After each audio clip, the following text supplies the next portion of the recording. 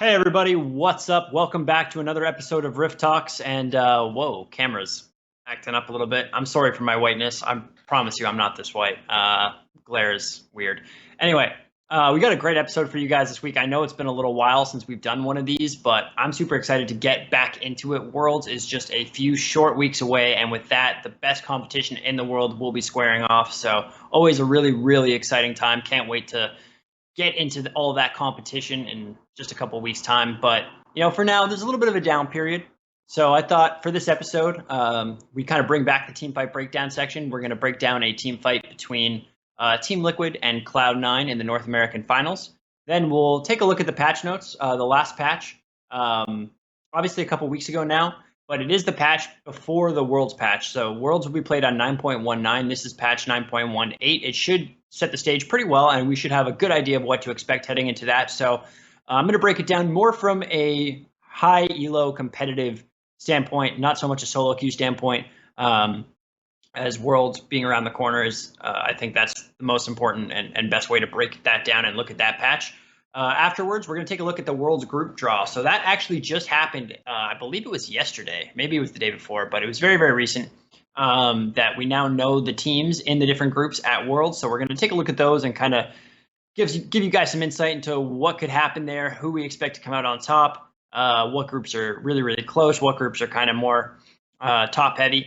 And from there, we'll take a look at the hot take section. We have a good community discussion for you guys, followed by our Teamfight Tactics section to close things up. So first things first, let's hop into this team fight. I'm going to try and fix this camera while this is going on. Hopefully it kind of gets sorted out. But yeah, as I mentioned, we have a team fight between Cloud9 and Team Liquid. So let's pause it right at the start here to kind of give you guys a good idea of what is going on. So the first thing to note, you can't quite see it on your screen here, but there's about 100 gold differential at this point between the two teams. So this is super, super even. We're at the 28-minute mark. This is anybody's game. This is a team fight from game 4. So Cloud9 is actually up in the series 2-1 right now. If they win this team fight, they could win the game and therefore the series. But unfortunately, for Cloud9 fans at least, we know that Liquid ended up winning the series. They won this game. They came back and became the first team ever to win 4 splits consecutively. Which is a huge, huge accomplishment. I mean, we mentioned that last time when we were on the podcast when I had my friend Chase on here. They might arguably be the best team in North American history. So to kind of set this up, taking a look at the comps really quick, you have assassins in the mid lane for both compositions. You have tanks in the top lane. Pretty standard stuff.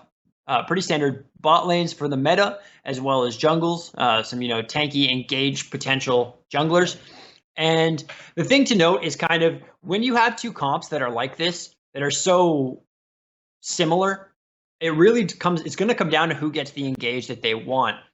A little bit of item discrepancy. So you notice on the side of Team Liquid, Jensen's doing really, really well in that LeBlanc. He's got 2 full items already, the Loon Zeko, the Morellos. He's already got, half of his Zonias there. So he's in a really, really good spot. And on the other side, it's actually Licorice, who played phenomenal this game on the Poppy. Getting a solo kill on Aatrox onto Impact really, really early on, making some plays all over the map. So he's in a really strong position as well with 2 items and both pieces to his 3rd item ready to go, whereas Impact only has the 2 completed items. So in these comps, what you really want to pay attention to and want to take a look at is whoever gets the proper engage for their composition is going to win. Whoever makes the smarter decision in this instance is going to win. And when you take a look at the map, you see Impact there is soloing the dragon. He's actually going to clean that up and take that for Team Liquid, which is really nice. You also see Liquid actually has all 3 dragons. Now, Cloud, not going to be helpful in a team fight. Neither are the Mountain Drakes, and the one that Impact is currently taking is also a Mountain Drake. So not really going to be that influential in the team fight itself, but it will mean that, if Cloud9 is to lose, Team Liquid is going to be able to burst down these turrets and these neutral objectives very, very quickly. So what we're going to see, if you want to roll it just a little bit, is there basically this whole fight is going to start over a little bit of a battle over a ward. So Cloud9 is going to move down. They know that Impact is taking the dragon. They're going to look to kind of center him and catch him off. Svenskeren is going for this ward. Now pause it right here. So what you see is a great play by Jensen. He sees Svenskeren going for the ward. Obviously, both teams have their pink wards down, so they both have vision in that area. They both are aware that there's the other team has vision as well. And Svenskeren gets a little bit greedy. And this honestly might have cost C9 not the game and the series, because he goes to try and take out this ward. He thinks he has help there. They know that Impact's not there, but Kiana's not there as well. Nixie on the Kiana still flanking at this moment in time. So Svenskeren goes to try and burst down this ward a little bit. And Jensen comes across with the LeBlanc with that insane mobility that she offers and gets down a ton of damage on his Svenskeren. Now, right where this is paused, Svenskeren actually goes, and I think he does the right thing here ultimately. It's just, unfortunately, he did not react fast enough. But he tries to dash forward into the LeBlanc, catch her out, interrupt her ability to move backwards and flash back up over the wall with her W. And as a result, he kind of launches himself right in enemy territory here. So you can roll it a little bit further. And you see how much damage he takes. He immediately has to Zonias. Now there, Doublelift gets the ult off, and pause it again. Look at what happened here. Svenskeren and Zazal, who are two of the three frontline units for this composition, right? So you have the Poppy. Licorice is still in good shape. He's kind of in between them there, and he's all full health. But you see the other two tank units are completely eviscerated. Like, they have no health left. They can't serve their frontline purpose. Sneaky's all the way up there by himself in a really dangerous spot. That is what you want to be doing on Kai'Sa, but unfortunately, he doesn't have a front line to kind of back him up and take any aggro. They're going to disappear very, very quickly, and we can roll it from here. And you're going to see what happens. So essentially, the Kiana does come off with the flank. She's going to get stunned, locked down. Nixie has to flash away. Sneaky there does all the damage she can, but unfortunately, they were not able to burst down Smithy. You see, he gets taken quite low. But if you look at Nixie, Svenskeren, Zazal, they all have no health now. The only one that's in any sort of decent position is Licorice, who still has full health. But even though Poppy is strong, Poppy excels in like really prolonged sort of team fights, or when you get the quick jump and she's able to burst somebody down instantaneously. But unfortunately, they got jumped on. So Poppy's almost useless in this situation. So you see here, Zazal, Svenskeren, Nixie all get bursted down. Nixie's the first to go, followed by Zazal. And now Cloud9 just has to run. But this is where Aatrox comes in so big. They're able to pick up the kill on a Sneaky. And now Licorice maybe went in a little bit too deep. He was the only one with health, so he had to do something. But unfortunately, he's not going to be able to get away, and they're going to take him down as well. So that's 4 members dead. And off the back of this fight, Team Liquid is going to take the mid inhibitor turret. They're going to take the inhibitor, and they're going to secure Baron, which with a team like Liquid that has so much experience, they're so good at just pressing that advantage. And once they have such a dominant position on you, they're really just going to choke you slowly. And that's exactly what happens in the rest of this fight. So again, we can just watch it in full speed here. Svenskeren gets flashed on, or the W by LeBlanc, gets taken out immediately. Nice Ezreal out, comes out, chunks Zazal significantly. Kiana tries to engage, but unfortunately the whole team is ready. Skarner there gets his ult off. Zazal now trying to tank up as much as he can, but because he has no health left, he just gets deleted immediately, even once his ult is popped. And then from there, it's super easy to clean up the kills on Kai'Sa and onto and Nixie was the first one to die already, obviously. And then, Licorice is just kind of sitting there. Amazingly, Svenskeren does get away. He just didn't have enough damage because he built tanky. He built like the competitive elo build, which is what you're supposed to do. He didn't have enough damage to wave clear with that barrel, and it just allowed Team Liquid to push in. I mean, even if they didn't have the wave, they were going to take that turret no matter what. They knew that he couldn't do anything to stop them. They took the turret, they took the inhibitor, they get the Baron, and they win the game, forcing a game 5, and then ultimately in that game 5, they win that as well. So not only was that a game-turning team fight, but that could have been a series-turning team fight. Like I said at the start, I think if Cloud9 wins that team fight, they win the game. They could easily have taken 1 or 2 towers mid, and they wouldn't have been able to get an inhibitor if they wanted the Baron, but, Cloud9 had also showed in the previous 2 games that if you give them the Baron and advantages on the map, they're going to be able to close you out and choke you out slowly as well. So that was really the team fight for the series. And unfortunately, Svenskeren got a little bit too greedy, tried to take out that ward. Jensen, beautiful recognition of that fact, using his skills on LeBlanc masterfully, knew that he was going to get jumped by Svenskeren with that Gragas dash. And unfortunately for Svens, Jensen was a step ahead of him the whole way, managed to get back over the wall, get back to safety, and then from there they were able to methodically chunk out each member of Cloud9 until there was no one left to stop them. So that right there, my friends, is how Team Liquid won their 4th consecutive North American title. All right. With all that said, I think it's time to move on. I hope you guys enjoyed that. I hope you guys find it useful. And in the future, if you have certain team fights that you catch from, any I focused a lot on North America in a lot of these Teamfight breakdowns so far, but if you have any teamfight that you think was really pivotal or you think was really interesting, really unique, and you want me to take a look at from any competitive region, feel free to send that to me. Feel free to send that to UGC on Twitter. Just let us know the game. You don't have to send the video. Just let us know the game. Let us know if it's on YouTube or where we can find it. Most of these VODs are on YouTube, so they're pretty easy to find. So, just send us that information. We'll be happy to break that down and kind of give you guys the deeper insight into what happened there and how exactly that all played out. But patch notes. So 9.18. This was a really interesting patch because they're obviously trying to set the stage for Worlds. Now, two of the champions that we've seen an immense amount of in this recent competitive meta have been Aatrox and Akali. Aatrox and Akali both got hit pretty hard. Aatrox, due to the change on his healing, is no longer going to be anywhere near as safe a pick as he was in lane. I think he's still going to be a good champion. He provides a lot of utility for a tank. He provides a lot of mobility, decent amount of damage. That triple knockup that he has on his Q is very, very powerful.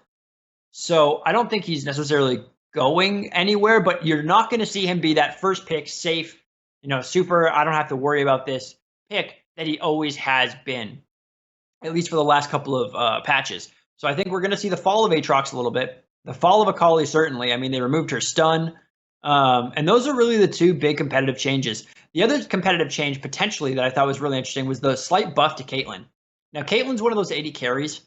Double have said this years ago, and he couldn't have been more correct, is that no matter what, Caitlyn will always be a viable pick. Because of her immense range, it makes her a very, very safe carry. And at the highest level, and when the games matter the most, having that extra little bit of breathing room, that extra little bit of margin for error, where you can be really safe on your AD carry and still put out the damage that you're supposed to put out, is critical. And the fact that they gave her a little bit of a buff, not much, they buffed her base attack damage by 2. So it's not an insane amount. It's very, very tiny, to be honest. But that could be the little sort of thing. It acts as almost a placebo buff that kind of reminds a lot of players, hey, yeah, Caitlyn's actually still here, and she's still viable, and she's still good. She's safe. And heading into Worlds, you're going to see some Caitlyn. I'm almost positive about that. Kai'Sa, they kind of nerfed her a tiny bit, but she's still very, very strong. I don't think that's going to affect her play in the meta at all. Lee Sin, they buffed, which is also another competitive buff because Lee Sin's, again, he's one of those junglers that provides so much mobility, high risk, high reward. If you can make good use of him and you can snowball that early advantage for your team with how powerful he is early, then you're in a very likely position to see yourself win the game. Even though he falls off hard later, he's one of the best junglers, if not the best jungler historically, at getting you that early lead, maybe up there with Nocturne. Excuse me. But the two of them, Lee Sin by himself can win games. I mean, we've seen people like Insect do that in the past on Worlds. So with the small buff that he gets to his health and to his damage, do not be surprised if we see him either. I mean, it's also kind of a placebo buff. It's really, really small numbers increased, but that might be just enough to make some of these players who have played a lot of Lee Sin traditionally consider bringing him back out.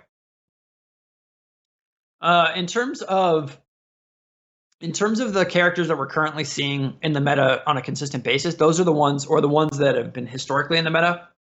Those are the major changes. The rest kind of affect solo queue, I think, more than they affect competitive play, especially at the highest level. But, with patch 9.18 almost being done and 9.19 coming, I think regardless of whether we see buffs to characters, there's going to be a certain few champions that we haven't seen played quite so often that every single Worlds they make an appearance, and I would be completely shocked if they don't make an appearance again. So, for example, Rumble has been traditionally a champion that we haven't seen much of recently. I mean, Huni plays him a lot, but we haven't been seeing a whole lot of Rumble apart from that recently, and he's somebody who's definitely going to come back. So is Orianna. The reason for this is because the way that those champions operate, they offer such gigantic zones of control. So Orianna with her ult, and Rumble with his ult, basically can dictate how a team fight gets played out, especially around neutral objectives such as Baron and Dragon. And at Worlds, these teams are so good, and the margin for error is so small, that you see a lot of teams playing very safely.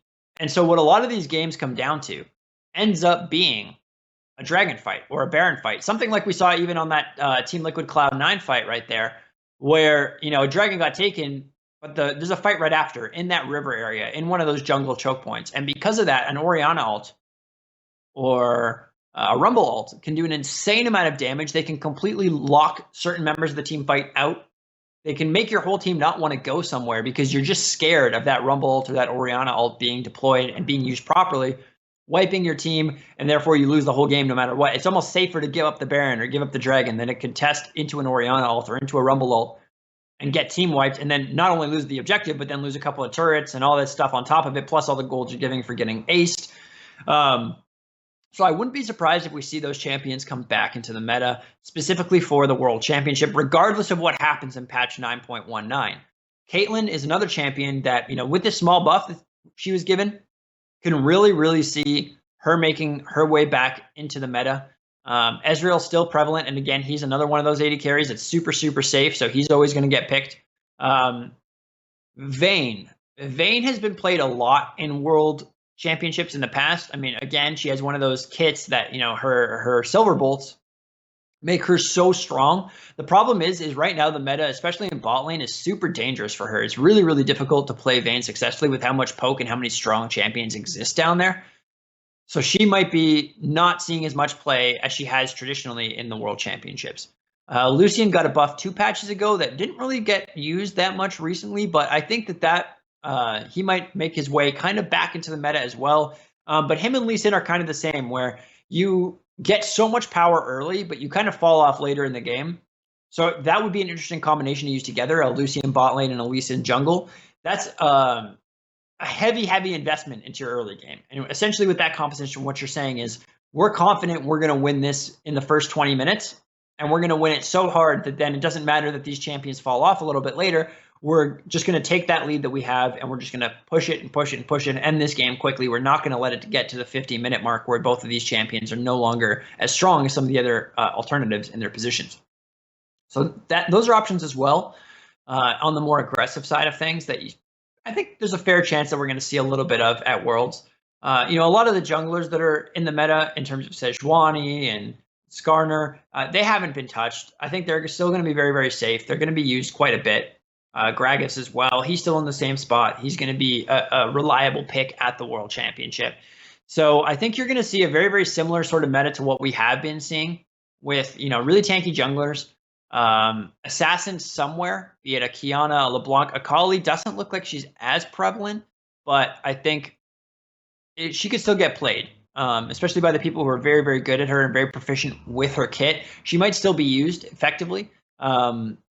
Although I don't think we're going to see nearly the same pick rate that we have been seeing with Akali up until this point. Silas definitely looks to be a strong and viable pick at this World Championship as well because of how flexible he is. I think, the thing about the World Championship, again, with these teams being so evenly matched and so strong, champions that are flexible, where you can pick them, first or second, and you can kind of keep them there and go, okay, do we want to send this champion top? Do we want to send them mid? Do we want to put them in the jungle even? For somebody like Silas. That is so valuable because you can have the champion locked in and the other team still can't necessarily plan around it. I mean, they know that you had the champion. So when it comes to the team fight in the 5v5, they know where that champion is going and they know how it's going to play. But in terms of the laning phase, they can't make until the end of the draft a solid prediction on where this champion is going to be. And that really prevents them from counterpicking it and making that lane more difficult than it could be for them. So I think we're going to see a lot of those champions. And again, like the Oriannas, the Rumbles, those champions, and Caitlyn, champions that have always existed at the World Championship because of how much they bring to the table. We're really going to see those champions come back out again because of how much is on the line and because of how narrow the skill gap is between some of these teams at the very top. Any advantage that you can have, any ability to zone out your opponent and control an area and lock down a huge portion of the map like that, teams are going to look for that. Teams are going to take that whenever they can. So do not be surprised if all of a sudden, out of nowhere, you see Rumble and Orianna just everywhere again. It's happened to every World Championship before, and I don't see why this one would be any different. They're both still viable. They have gotten picked and used quite effectively by some of the laners who know how to use them and enjoy piloting them. And once it comes back to Worlds, you're going to see their prevalence rise significantly. Any buffs that come through either of those champions, you can guarantee they're going to be pick or banned every game. That's just how it's going to roll. Maybe not Orianna. I don't think she's necessarily, unless somebody's really, really good at her, I don't think she's necessarily an outright ban. but you're going to see a lot of them for sure. I can guarantee it. Not really sure what to expect with changes though. To 9.19. I mean, I think overall the game's in a really good place, and Riot stated that they don't really want to make any massive changes heading into Worlds, right? So might see a few little quality of life improvements, little minor tweaks like the ones we saw in 9.18, you know, with buffing a champion's damage by like a couple of base damage, or buffing their health by like 20 or 50 or something small. But at this highest level, a couple of those small changes can make a significant difference when they're being piloted by such incredibly talented players. So definitely, you know, come back next week. We'll be looking at that 9.19 patch. I'm super excited to get a look at it and really try and figure out what the meta is going to be for Worlds once I have, you know, once I know all the numbers and once I know for sure what the game is going to look like in the World Championship. That's when I think we can start to make really, really safe predictions on who is going to be using what and how they're going to be using it and what sort of champions to look out for come Worlds time. All that being said, I think now, you know, it's time to look at these groups and look at how the World Championship itself is going to shake out, because I'm excited. This is the first World Championship in a long time, I think, where the West actually seems to have a viable shot. Now, G2 winning the midseason invitational, that was huge. A lot of people didn't think, you know, a European team would be able to beat a Chinese team or a Korean team, or even a North American team would be able to kind of get to the finals as that happened. And all Western finals was a huge shocker to a lot of people. But I think this year, it's possible that the West does very, very well at this World Championship. Now, it has to be said, SKT was not at MSI, and obviously SKT has Faker. And if you bet on Faker to lose a World Championship, you're out of your mind. So with that, you know, quotation and little asterisk out of the way, I think the West is looking in a really, really good spot. But let's take a look at these groups and see how this tournament is going to shake out, because I know a lot of teams, the first step, you know, obviously you want to win the World Championship, but the first hurdle is to move out of the group stage and into the elimination bracket, into that top half of the teams that are attending, and really make sure you get out of the pool play. So with all that being said, let's pull these up and we'll start to take a look at them and break them down for you. So first things first, the draw format. So there's 16 teams, obviously, guys, that qualified for Worlds, as I'm sure you all know. And I like what they've done. So again, no group can have more than one team from any region. So that'll make sure that, you know, you don't have Korean teams, your North American teams, your European teams knocking each other out. That means that in the groups, you know, you can cheer for your teams from your region, and you don't have to worry about cheering for one against another. They'll be safe in that regard. The teams have been split into a couple of pools. So pool 1 is the teams that won their respective region for the big 4 regions. So that is China, Korea, Europe, and North America. That's pool 1. All the other teams that are qualified are pool 2. And then the bottom teams, like the final team from each region and a couple of other teams, are in the play-in stage, and they will determine the final 4 slots in the groups, and one will be put into each group again, and they follow the same rules. No team can be in a region. So the North American, so for example, Clutch can't qualify into the same group as Team Liquid or Cloud9. They'll be put into one of the other 2 groups. Okay, so as I mentioned, Pool 1 has the 4 winners, has SK Telecom, Fun Plus Phoenix, G2, and Team Liquid. Pool 2 has Griffin from Korea, Royal Never Give Up from the LPL, as well as Invictus from the LPL, J-Team from the LMS, Fnatic from the LEC, Cloud9, obviously, AHQ from the LMS, Gambit from the VCS. And then Pool 3 is the 4 play-in teams that win. So these are the teams that have been divided into the respective groups. And these are kind of what's going to make up the first portion of the tournament. I mean, obviously the play-in is technically the first portion of the tournament, but a lot of people don't necessarily count that as Worlds, because only 4 teams technically qualify to Worlds, which are those bottom 4 play-in spots. Everybody else just has to fight for it. So that's, for example, Clutch would fall into that. You know, the third place teams from North America and Europe, etc., they have to fight for their life to get into this tournament. And I think, honestly, they have a good chance of doing it. I think the West will have 2 of those spots for themselves. So that'll be interesting to see. Obviously, you have the Brazilian region that needs to be represented as well, and they have a very good shot at making it in as well. Okay, so now that we know how these groups have been shaken out and what the rules were, we can actually take a look at them. So Group A, we have G2, we have GRF, and C9. Now, this is a really interesting group. G2, I think, is in a really, really good spot. I don't think they're too worried about it. I think they're going to be in almost no matter what. Griffin looked pretty good this year. They're obviously from the LCK. They're a solid squad. And between them and Cloud9, it really is a toss-up. Cloud9 looked really, really good this year, but ultimately, I think, once you kind of factor in the Korean factor, especially at international events, I would be very surprised if they were able to defeat Griffin. So while I think the games in this group will be actually really, really good, this might be one of the more fun and entertaining groups to watch. I think you're going to see a lot of really good play. I think G2 is going to come out on top, and Griffin will take the second place in this group, and Cloud9 and whatever play-in team gets put here are going to be going home in group stage. Group B. So we have Fun plus Phoenix, we have the J team, and we have GAM Esports. This one's tough. This one's honestly tough. I mean, Fun plus Phoenix is going to, I think, walk away with this group really, really quickly. I don't think this is even really going to be, I don't think this is going to be a challenge for them. I think that they're going to go undefeated through this group, honestly. The other teams in here, so J team coming from the LMS and GAM coming from the VCS. I don't necessarily think that either of these teams necessarily will even be that much better than whatever play-in team gets in. So I know, for example, both North American and European fans are really hoping that if their team makes it through the play-in, that they get put into this group. Because, for example, Clutch, I could see coming in second place in this group. Same thing with Splice. So this is really, really, really big. This is a big group, because I think whatever play-in team gets in could actually come in second in this group. So this will be really interesting to watch specifically for that reason, because if a play-in team is going to get through group stage, I think this is the group where they can do it. They have a legitimate shot at making it through and getting into the elimination bracket of this tournament. But yeah, Fun plus Phoenix is going to just walk away with this one. I mean, they're going to just dumpster everybody. This is going to be, if you want to watch lopsided, ridiculous victories, this is the group for you to watch. I'm sorry to J Team and GAM, but I think that's just the way it is. Excuse me. Okay, Group C.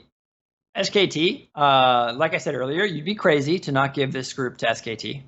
Faker has always been, he's the best player in League of Legends. He has held that title for a while, and while I think at this point he's not like 10 light years ahead of everybody else like he was in previous World Championships, I think it's still very safe to say that when he's playing on his game, he is the man. And so you have to give this group to SKT. Now, second place is a little bit more interesting. Fnatic, good team this year, but I'm not entirely sure if they're good enough to beat Royal Never Give Up. Whatever team from the play-in gets placed here, so this is the worst case scenario for Clutch, because there's 0% chance you're getting through this group as Clutch Gaming. 0. So Splice obviously can't get placed here because there's already Fnatic. So they actually can't be in this group. But with all that being said, this is where if you're a fan of Clutch Gaming, and to be honest, I've kind of become a fan of those guys. I really like their heart. I like how much effort and passion those guys play with. This is not the group for them. So let's hope, as North Americans, let's hope they don't end up here, because this is going to be a bad group. If Clutch ends up in this group, I could see this group being called the group of death. Because all 4 teams will be very, very solid, but ultimately only 2 are going to make it out. And I think it'll be SKT and RNG, Royal Never Give Up, ultimately, that are able to do that. Fnatic, good team this year, but I don't know if they're going to. I mean, the problem for Fnatic in this group is that, Reckless is obviously their star. Nemesis is really, really good too, but Reckless is, who their team is built around. And unfortunately, Uzi is one of, if not the best AD carry in the world, has been for years. So he's definitely in that contention. So it kind of negates the strongest point of Fnatic, which really, really hurts them. So that's just an unfortunate bounce there for Fnatic. I think in Group B, they 100% would have gone through. So it's just an unfortunate luck of the draw for Fnatic and their fans, I believe. And Group D. Team Liquid, AHQ, and Invictus Gaming. AHQ's always been a good team coming out of the LMS. They've usually done quite well for themselves, but Team Liquid, I think, if Team Liquid doesn't make it out of groups this year, they've got serious problems. I mean, the thing that I could see happening, which would be really unfortunate, Splice could end up in this group, for example. Clutch can't end up here, but Splice can. And Splice would throw a bit of a monkey wrench into this whole thing. Splice is a really good team. Are they Team Liquid good? I don't think so. I think Team Liquid should be able to win this group. But Invictus is a really, really strong team. They came in the finals of the LPL this year. I think those are probably the two teams that you have to put your money on to come out. But there have been a lot of issues with Team Liquid and Doublelift in terms of making it out of group stage at the World Championship. And if that were to happen again this year, that would be a catastrophe for both North America, Team Liquid, Doublelift. I mean, these guys have worked so hard to get back to this position. And I know, I don't know any of those guys personally, but just from the people I know who do, they're so competitive and they just want nothing more than to win, that if this were to fail and they were to not make it out of groups again, they would just be heartbroken. And it would be a really sour note to what has otherwise been a phenomenal year for those guys, breaking the North American record and all that sort of good stuff. And for them to lose would really, really suck. So I'm really hoping Team Liquid can come out of this group alive. And I think Invictus will also be really, really strong and maybe even win the group. I mean, the LPL is a crazy strong region.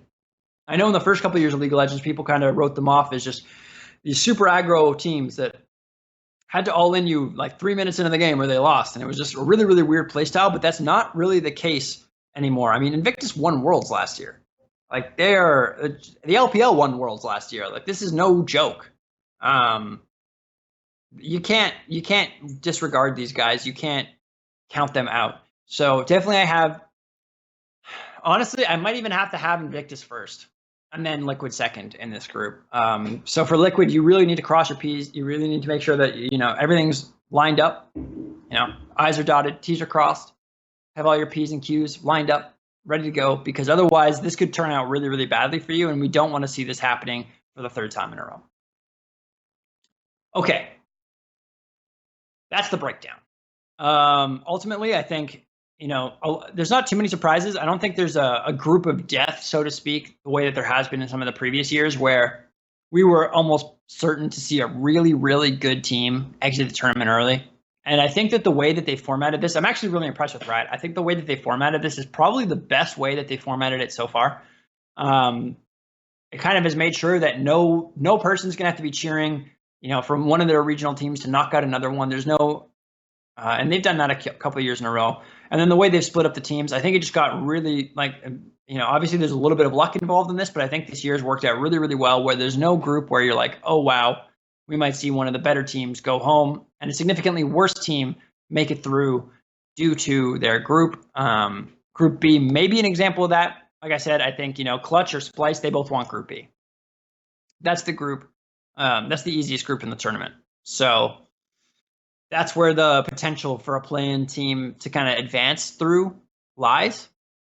All the other groups, I think that, the play-in teams just don't have a chance. The teams that are there already are too good, they're too strong, and there's a reason why they're already in those positions. Obviously the LCK and the LPL, historically incredibly powerful regions, especially at the World Championship. So with all that being said, I am very hopeful. I'm optimistic. I think that the West has a really good shot this year at coming out coming out near the top. I don't think they're going to win the whole thing. But that actually brings us perfectly to our hot takes, because somebody did a survey on Reddit and collected over 1 million responses. So this isn't like, a class survey or something. This is an insane amount of people who responded to this. Now, albeit it was on Reddit, so that we'll get into that in a second. And he basically asked, he put all these teams head to head and said, who will win this match, who will win this match, who will win this match, et cetera, et cetera, et cetera, all the way down the line.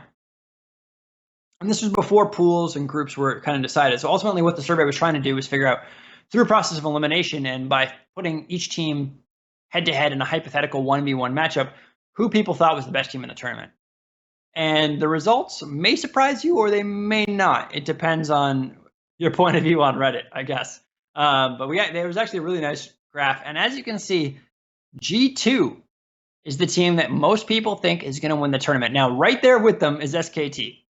And I think I think having SKT up there makes a lot of sense. It goes exactly into what I was saying. I mean, G2 won MSI, so but SKT wasn't at MSI, right? So like that's where I think a lot of people are maybe getting themselves hung up. You can never discount the faker factor.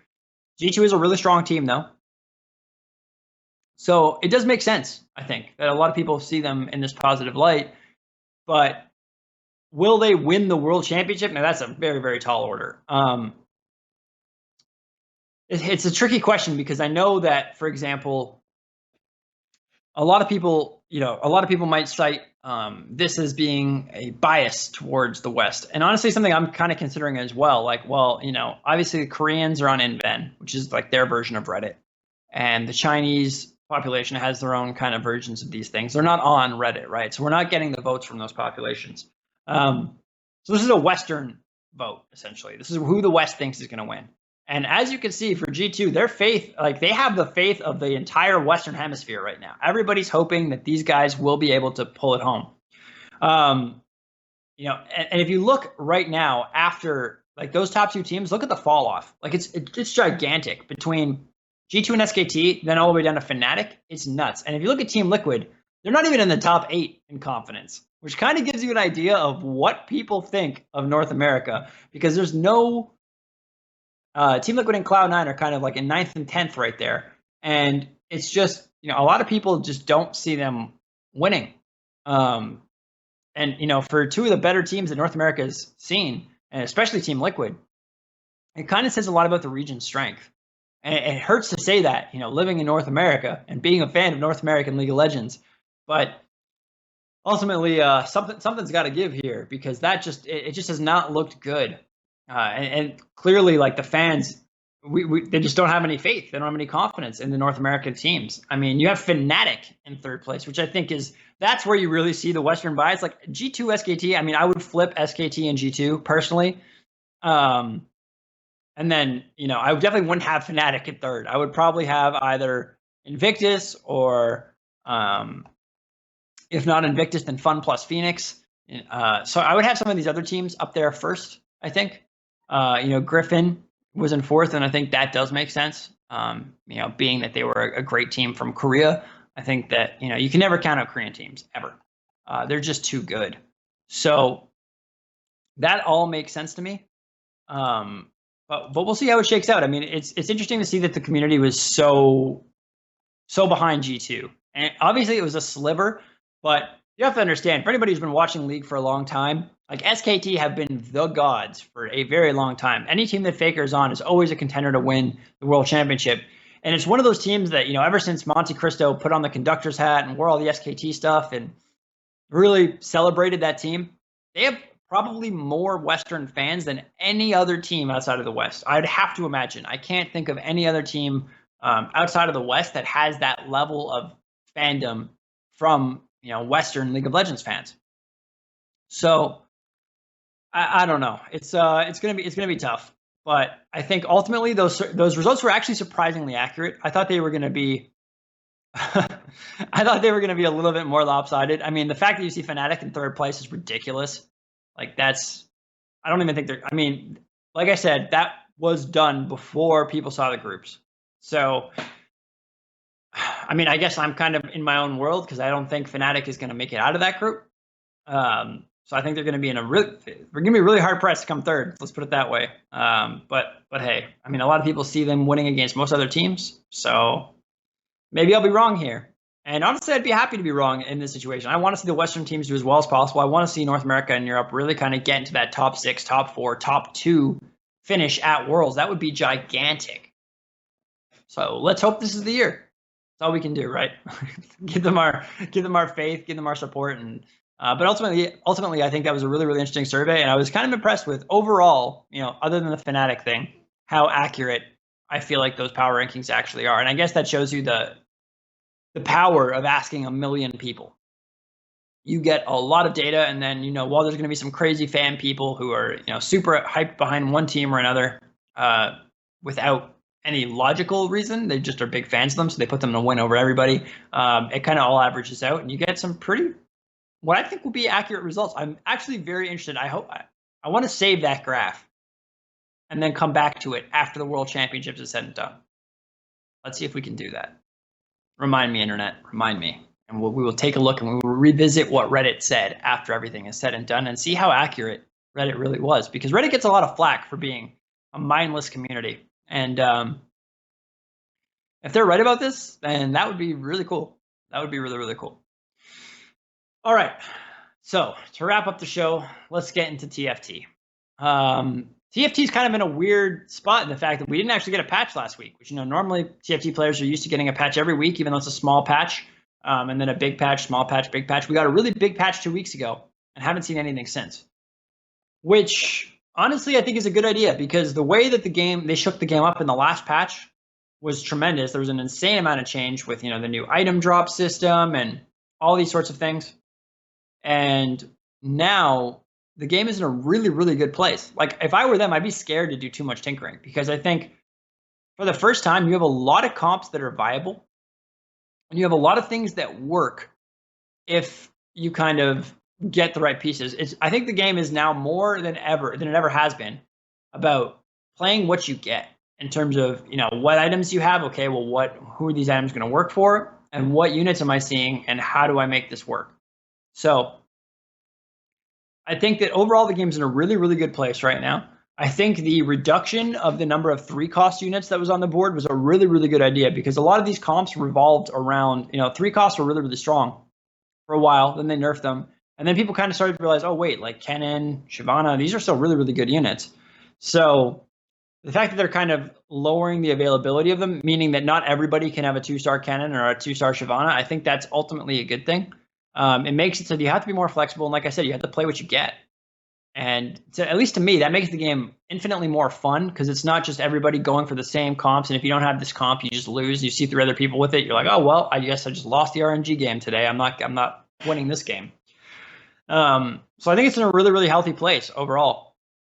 And I'm honestly pretty on the fence about how they're going to tweak it coming up because right now, I mean, if you're playing right now for the next couple of days, Void Assassins is surprisingly the strongest composition by making Kassadin an assassin and giving him a rapid fire cannon. It's actually really, really strong because you can get a lot of 3-cost units. You don't really have to level as much. You can just roll a little bit more. So like I played that comp the other day and I got 4 or 5 of my units to 3-star, which is insane. Like I just got super lucky with the RNG.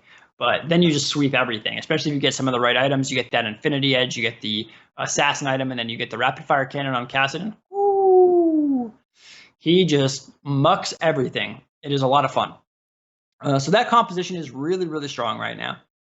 And it's weird because, you still see Zed in there over Akali, and I just think Akali is just a bad unit right now. So I'm excited to see what is going to come up with the changes this week. And there's actually an insane amount of them.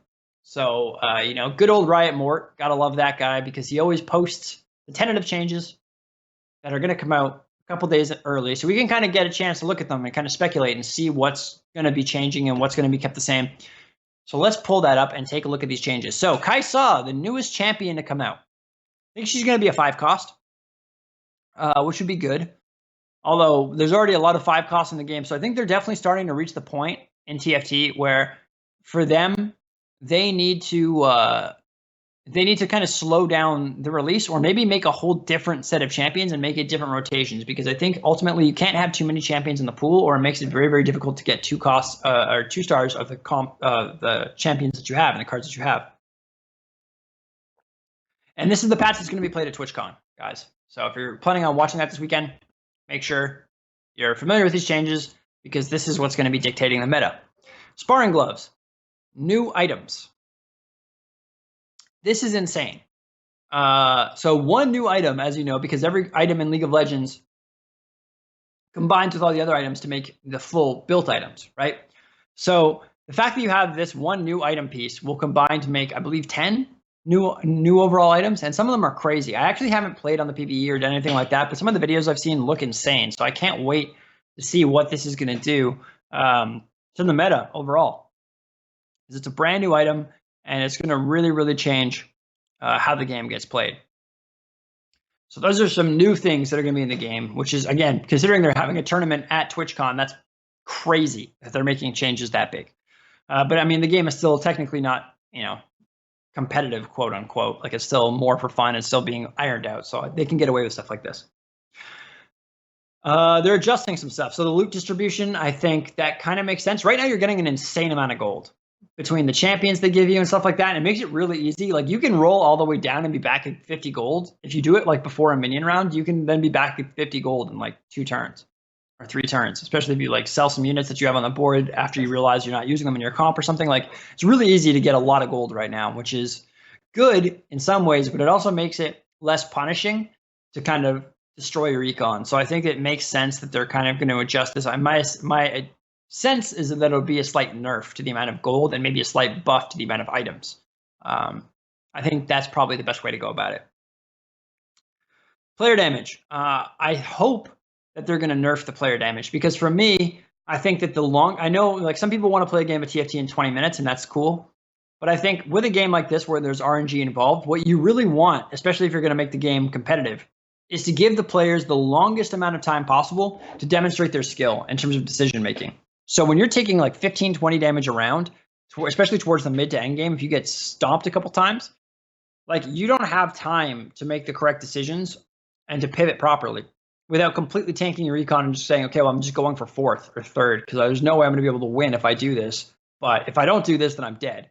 So I'd like to see the player damage nerfed a little bit. It'll make the games longer, but ultimately I think for a game like this is what you want.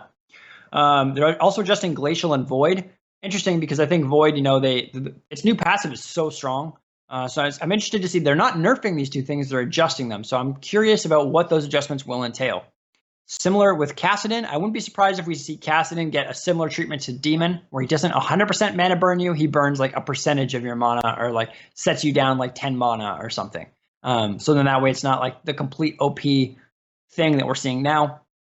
Volibear, probably an adjustment towards becoming more powerful. As well with Misfortune, I'm really hoping they give her ult targeting the same as Aurelion Souls. So then that way it's much more consistent and reliable instead of her ulting the assassin who jumped beside her, ulting into the ether, and it being completely wasted. She's still by far the worst 5-cost unit. Okay.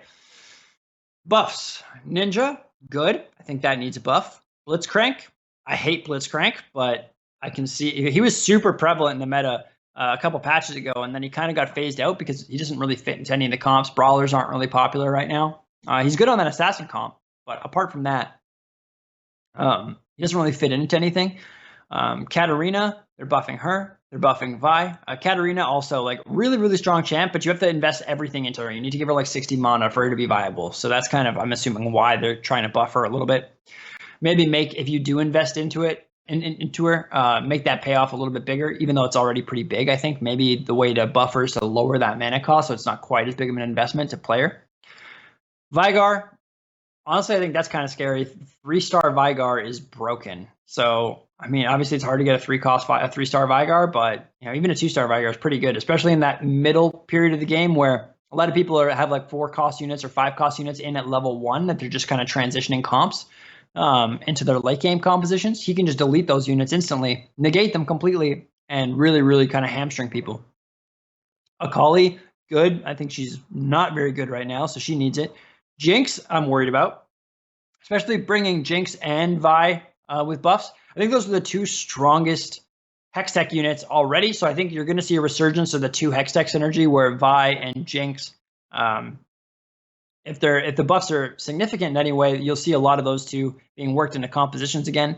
Anivia, she has been kind of out-favored. Like a lot of the Elementalist comps right now are running Lysandra. Unless you can get an Anivia too, and then maybe you swap her out, but just Lysandra's ability to kind of stay alive and act as more of a tanky unit kind of adds a lot to that Elementalist comp, and so I think that's probably why they're buffing the Anivia, because it's a little bit weird to see people forego the 5-cost for the 2-cost unit. And I don't think they want to nerf Lysandra because she was awful for so long that now that she's finally kind of viable, people are like, okay, let's just let her live, and we'll try and give Anivia a little bit of love to balance that out so that you can replace her in the late game and not feel bad about it.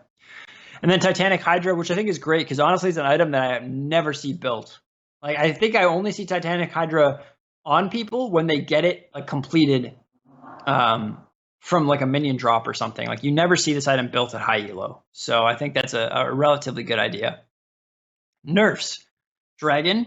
Okay, that's necessary. It was nerfed already once and it's being nerfed again. It's just giving somebody a free Dragon's Claw is so ridiculous. as a passive. And you know, a lot of comps right now are running 2 dragons and then Gnar with Dragon's Claw. So you had 3 people on your team who are just immune to magic damage, which is insane. Rangers, they're on one of the top comps right now. You're seeing the Ashe Mordekaiser, along with 3 Yordles, Phantom, or Ashe Kindred, excuse me. You know, you get the Elementalist. What is it? Elementalist, Yordle, Knight, Phantom, Ranger, Glacial. You have 6 energies in one comp, and that comp is really, really popular right now. Rangers have always been good, so a slight nerf to them, I think, does make a little bit of sense. Shapeshifter, again, one of the comps that's seeing a lot of use right now with the Shyvana, Gnar, and Swain. That trio is seeing a lot of use, especially if you can get the demon item and make Gnar a demon. That becomes super, super strong. Then they're nerfing Braum.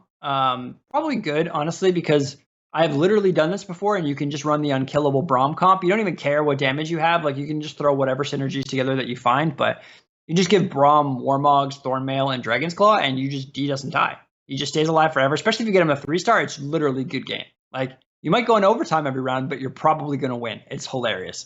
If you've never done it, I recommend you do that tonight or tomorrow before they nerf him again, and trust me, you'll have fun. Shyvana and Gnar both getting nerfed, so this is actually big. Shyvana's getting hit 3 times in this patch. They're nerfing the dragon, they're nerfing Shapeshifter, and they're nerfing her. So Shyvana might just completely disappear from the meta.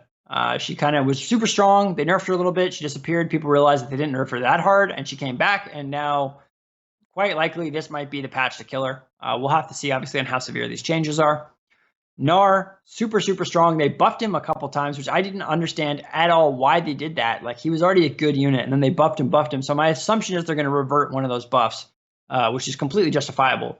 If not both of the buffs, which is, again, completely justifiable. He was already a good unit beforehand. Sejuani, nerfing her. She was been a pretty solid unit for quite a while. Her CC is really, really strong, so that makes a lot of sense. And then Infinity Edge and Rapid Fire Cannon. Those are the 2 items that Kassadin needs, so rest in peace, you know, Assassin Kassadin. I don't think we're going to see that comp anymore.